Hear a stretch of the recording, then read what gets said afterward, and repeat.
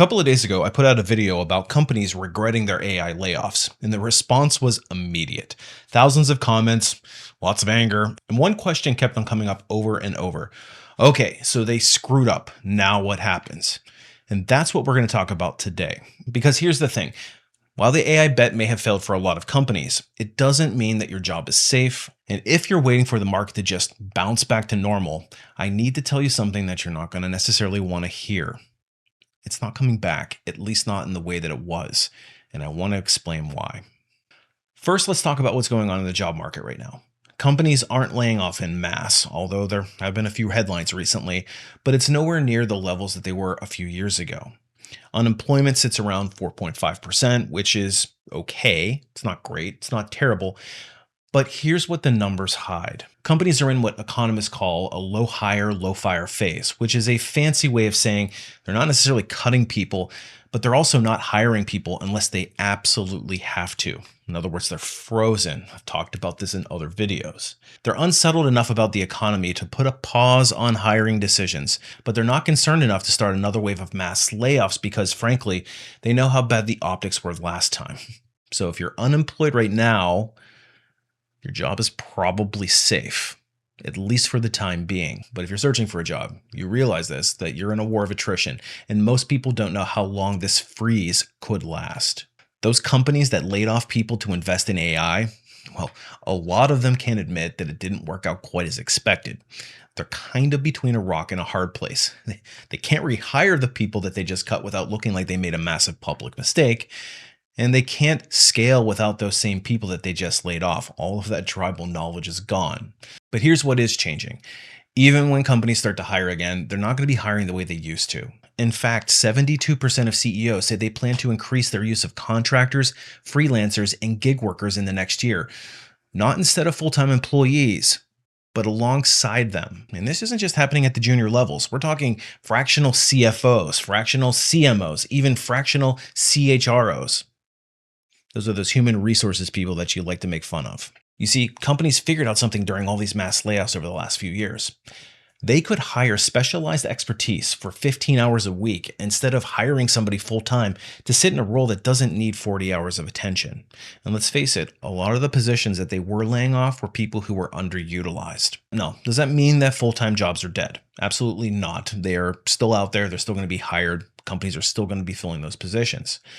But the landscape is shifting. But if you're only looking for traditional full-time roles, you're ignoring a huge part of where the opportunities actually are. In fact, I talked to somebody in a coaching call last week who's a fractional VP of marketing for 3 different companies.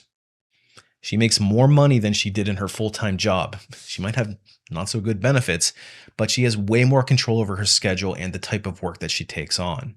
And if one employer doesn't suit her fancy anymore, she simply leaves it and finds another fractional opportunity. So is that better? Well, I guess it depends on what you value, but it is becoming a real and viable option and a version of what work is actually becoming.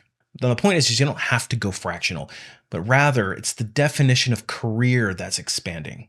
So if you're rigidly waiting for this old model to come back, this old system that we've all grown very accustomed to, you may actually be missing out on what's available right now.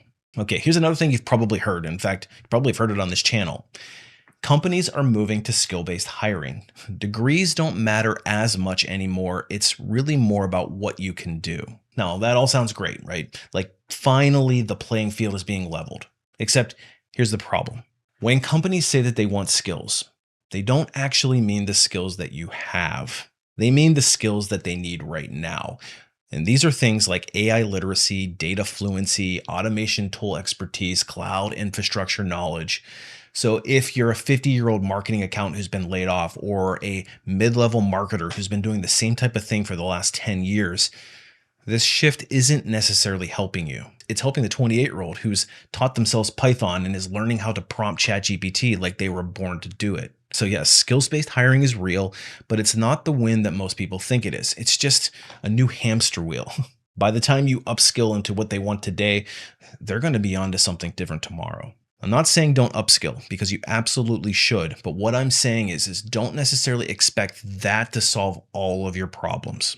Now let's go back to AI for a second, because I know what a lot of you are thinking. Okay, companies laid us off to bet on AI and it didn't exactly work the way they expected. So doesn't that mean that they need us back? So in theory, I would say yes, but the reality is probably not. And here's what actually happened. AI didn't necessarily replace you, but it convinced your employer that they could get by with fewer people. That's why the layoffs happened. They thought the tool would bridge the gap. So they took these risks that they normally wouldn't have. But the thing is that it didn't, and it isn't. And they're not going to publicly admit it. So instead, they're making the people who are left pick up the slack. They're hiring contractors to fill some gaps. They're automating what AI actually can automate, mostly those junior levels or the repetitive work. They're doubling down on it. That mid-level knowledge work, and that's probably where you are, well, that work isn't gone, but the hiring for it is slowed because companies are still figuring out what they actually need. They're in a wait and see mode, and you're waiting for them to realize they need people, not just the tools. But here's the thing. They will realize it, but it's not going to be a sudden reversal where they rehire everybody they've cut. It's going to be gradual. It's going to be selective, and it's probably going to be structured different than it was before.